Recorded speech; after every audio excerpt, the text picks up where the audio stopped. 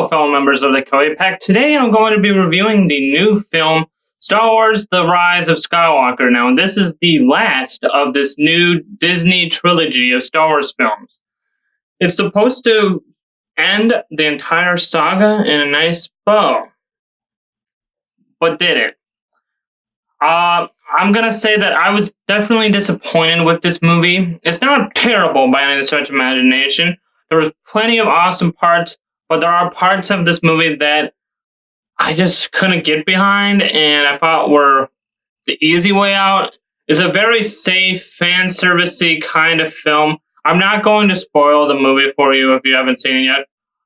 Before I continue on my negative, I want to say that it's definitely worth seeing on the big screen, especially IMAX if you want to go see it, because the action, the special effects, the music, all of that is fantastic.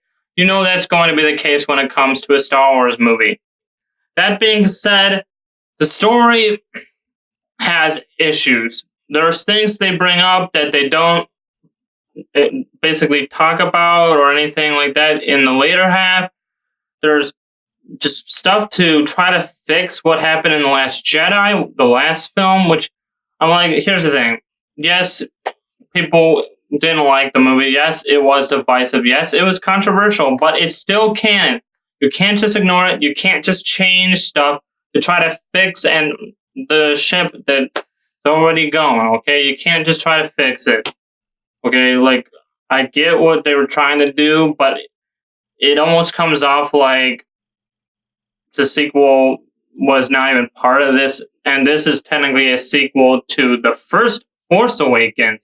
Like, the first 40 minutes of this movie really feel like they're trying to set up, like, it's almost its own sequel to the third film, which is the later half of this movie. I did not like that. I liked The Last Jedi. I had problems with it. I'm not saying that The Last Jedi is amazing or anything, because, well, it's not. It has issues of its own. But I really appreciated that they were trying to do something unique, something original with it. And this one doesn't really. It's pretty much paint by the numbers in terms of, like, what happened in the original trilogy. There's different stuff around what's at the things that are similar to the original trilogy. But if you're like, what happened to this character in the original trilogy happened to this character and this new trilogy, stuff like that. You know,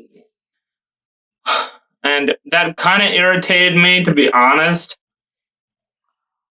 I thought all the acting was great. The actors did a great job, of course. I thought there was some really good comedy in this one. That was definitely an improvement from the last one.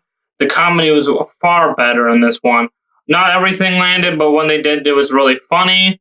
There was this really cute little alien guy that I thought was actually really, really funny and added a lot. I actually thought what they did with C-3PO was probably the best C-3PO has been in all of the Star Wars movies. Like, they gave him way more material and comedy in this one than just being some side character that's annoying, that's just in the background.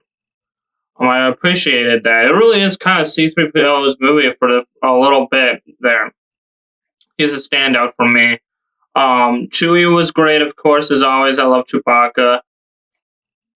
I'm not, like I said, I'm not going to spoil it, so I have to be kind of vague. So I'm just going to say that it's not my favorite Star Wars movie.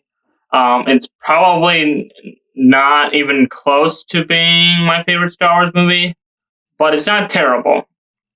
I give it a C minus. A C is not a bad grade in my grading scale, okay? So don't take that as like I hated it, which I didn't, okay? But I give it a C minus. Overall, it was disappointing. Not terrible, but not great. Please click like, comment, subscribe, ring that bell, do all that stuff to help me out. And I will be doing a new review of Cats tomorrow, so get excited for that.